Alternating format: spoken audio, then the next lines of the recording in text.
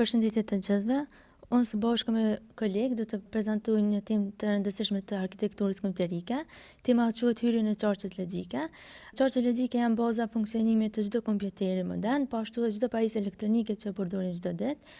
Ne do të tregojmë se si këto qarqe logjike funksionojnë dhe pse janë të rëndësishme për teknologjinë. Tani do të shohim shkurt përmbajtjen e projektit. Fillimisht e kemi pasur të nevojshme të flasim pak për algebrën e bulet, për arsye se është baza që tregon se si këto qarqe logjike funksionojnë. Pastaj do të vazhdojmë me qarqet logjike, portet and or dhe not. Pastaj Liberta do të vazhdojmë me projektimin e qarqeve, me tabelat e vërtetësisë dhe në fund Agoni do të flasë për flip-flops dhe regjistrat e zhvendosjes. Këtu kemi një hyrje të shkurtër për algebrën logjike. Këtu si hyrja vlen të përmend dy persona me rëndësi. Personi i parë është George Boole, ai është matematikani i cili e themeloi algebrën logjike, ku më vonë kjo u bë bazë e të gjithë kompjuterëve. Personi i dytë është John Atanasov, ai njihet ndryshe si babai i kompjuterit modern, sepse ai ishte i pari që ndërtoi kompjuterin të punonte me sistem binar. Sistemi binar përbëhet vetëm prej dy vlerave, 0 dhe 1, dhe këto janë baza e të gjithë proceseve kompjuterike. Për këtë arsye, logjika digjitale ka rëndësi të madhe në teknologji, sepse çdo qark elektronik dhe çdo procesor merr vendime në bazë të këtyre vlerave binare. Algebra e bulet është një sistem matematikor që punon me variabla që morën vetëm dy vlera të mëndshme, 0 dhe 1. Këto vlera në sistemet digjitale përfaqësojnë vlerat on dhe off. Përmes algebrës së bulet ne mund të modelojmë qarqet logjike në kompjuter. Për çdo vendim, llogaritje apo krahasim që ndodhet në procesor, ajo është si rezultat i proceseve mes vlerave 0 dhe 1. Për këtë arsye algebra e bulet konsiderohet si baza themelore e teknologjisë moderne. Operatorët bazë të algebrës së bulet janë and or dhe not. Operatori AND jep vlerën 1 nëse të dy inputat janë 1 dhe për këtë arsye quhet Boolean product. Operatori jep vlerën 1 nëse të paktën njërin prej inputëve është 1 dhe për këtë arsye quhet Boolean sum. Ndërsa operatori not vetëm i inverton vlerën, domethënë nëse vlera e inputit është 0 bëhet 1, ndërsa nëse është 1 bëhet 0. Këtu janë paraqitur edhe tabelat vërtetësisë me çdo vlerë të mundshme të inputave dhe rezultatin e operatorit. Tani fillojmë me qarqet logjike. Qarqet logjike janë elemente bazë të qarqeve digjitale. Ato zbatojnë funksione logjike boolean si and, or dhe not. Ato janë pajisje të vogla elektronike që përpunojnë sinjale me dy vlera dhe ato përfaqësojnë dy gjendje të mundshme. Nëse ka tension të lartë, atëherë interpreton vlerën 1, nëse ka tension të ulët, vlera është 0. Ato ndërtohen nga një ose më shumë tranzistor, varësisht nga teknologjia e cila përdoret. Disa qarqe logjike lidhen së bashku, atëherë kompjuterët mund të kryejnë llogaritje, të bëjnë vendimare, po ashtu edhe të zbatojnë funksione të ndryshme. Për këtë arsye, qarqet logjike janë baza themelore e të gjithë procesorëve, po ashtu edhe pajisjeve elektronike moderne. Tri porta më të thjeshta dhe më të rëndësishme janë portet AND, OR dhe NOT. Porti AND merr vlerën 1 nëse të dy hyrjet janë 1.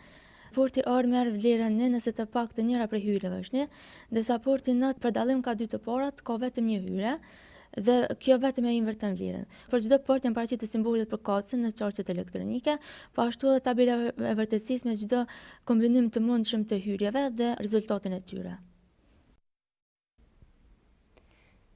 Portat NAND dhe NOR quhen portat universale sepse me to mund të ndërtojmë porta të tjerë logjik si AND, OR, XOR, NOT e kështu me radhë. NAND gate.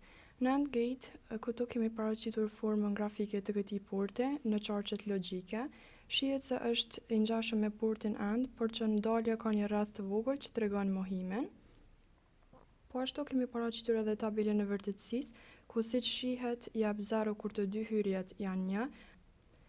NOR gate, sa i përket formës grafike në qarqet logjike, është i ngjashëm me portin OR, por që edhe ky njësoj si portat NAND ka një rreth të vogël në dalje. Tabela e vërtetësisë tregon se jap 1 vetëm kur të dy hyrjet janë 0, ndërsa në raste të tjera jap 0. XOR gate ka këtë formë grafike si dhe jap 1 vetëm kur hyrjet janë të ndryshme. Për kuptim më të mirë dhe të qartë të qarqeve logjike dhe projektimin e tyre me tabelat e vërtetësisë, kemi marrë një funksion logjik që është ori i x-it me produktin not y-it dhe z. Kemi tabelën e vërtetësisë që përmban 3 kolona. Kolona e parë tregon hyrjet për x, y dhe z, që marrin vlerat 1 apo 0. Kolona e dytë tregon vlerat e ndërmjetme që janë not y, si dhe produktin e not y-it dhe z. Kolona e tretë tregon outputet.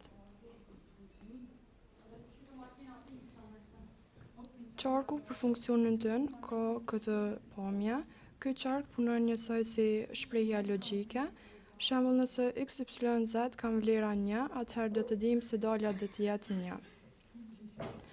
Qarqet e kombinuara, këto qarqe nuk kanë memoria, dalja varet vetëm nga hyrjet aktuale.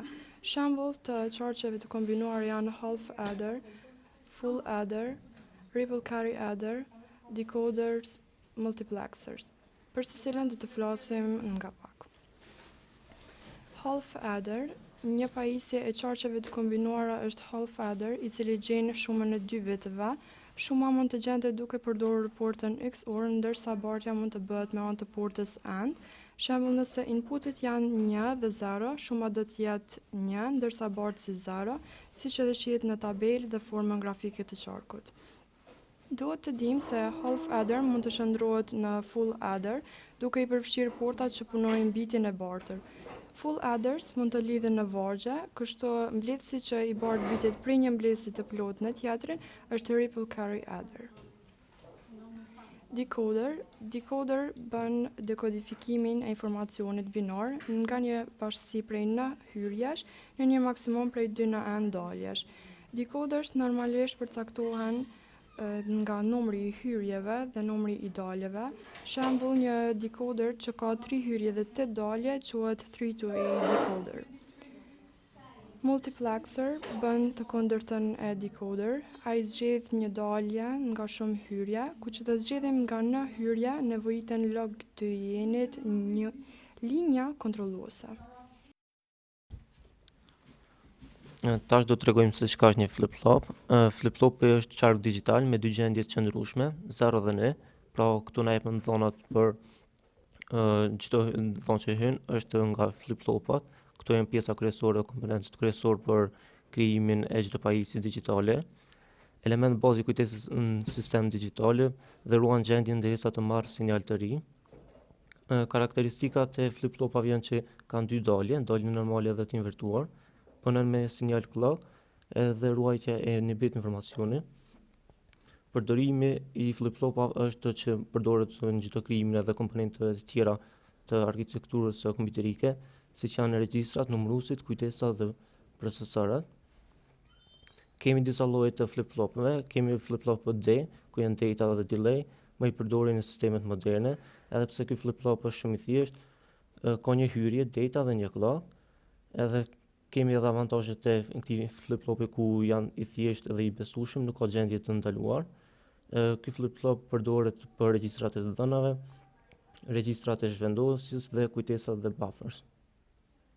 Kemi flip-flopin tjetër më të avancuar që është jump and kill. Ky flip-flop është më universal dhe i plot, i ka 2 hyrje, domethënë që i caktuam jump dhe kill. Karakteristikat janë se pasi që janë 2 flip-flop jump dhe kill, këtu janë 4 mundësi për të kryer 4 funksione, ku prej funksionet e tyre janë ruajtja e gjendjes, reset, set dhe toggle. Avantazhet kryesore të këtij flip-flopi është që nuk ka gjendje të ndaluar, mund të kryejë të gjitha operacionet. Flip-flopat të tjerë janë edhe T, ku ky T është i njëjtë me JK dhe vetëm se ky është më i thjeshtuar. Ka një hyrje toggle, funksioni i tij është mbetet si më parë dhe nëse hyrja e tij është në për shembull invertohet në 0 ose nëse është 0 invertohet në 1. Përdorimet kryesore janë që ky flip-flop bën pjesë në krijimin e numëruesve binar, pjesëuesve të frekuencës dhe qarqe të sinkronizimit. Këtu është tabela për të treguar për flip-flopët, dallimet dhe hyrjet, avantazhet e saj dhe përdorimet. Kemi edhe regjistrat e zhvendosjes, ku regjistrat e zhvendosjes janë një grup i flip-flopave që punojnë së bashku, të dhëna zhvendosen nga një flip-flop në tjetrin dhe këtu bëhet zhvendosja në çdo polës të klokut. Kemi 4 lloje të kryesore të flip-flopëve: serial in, serial out, serial in, parallel out, paralel in dhe serial out, paralel in dhe paralel out. Llojet e këtyre flip-flopëve që të regjistrave të zhvendosit që përmendëm më herët janë pra serial in, serial out, ku do të thotë hyrja është 1 bit dhe do dalë 1 bit. Serial in paralel out është hyrja 1 bit dhe do dalë në formë paralele. Pastaj kemi edhe paralel in, serial out, ku është hyrja është në formë paralele, kurse dalja në formë seriale. Dhe paralel in, paralel out, ku është formë paralele hyn dhe në formë paralele del. Aplikimet kemi që këto regjistrat shvendosjes janë krijues të shumë pajisjeve që ne i përdorim zakonisht, ku janë edhe krijues të USB-ve, pra serial in, paralel out, ai është një prej llojeve ku krijohet këta regjistra shvendosjes. Dhe karakteristikat teknike të këtyre regjistrave zhvendosjes janë setup time, hold time, propagation delay, clock skew. Faleminderit.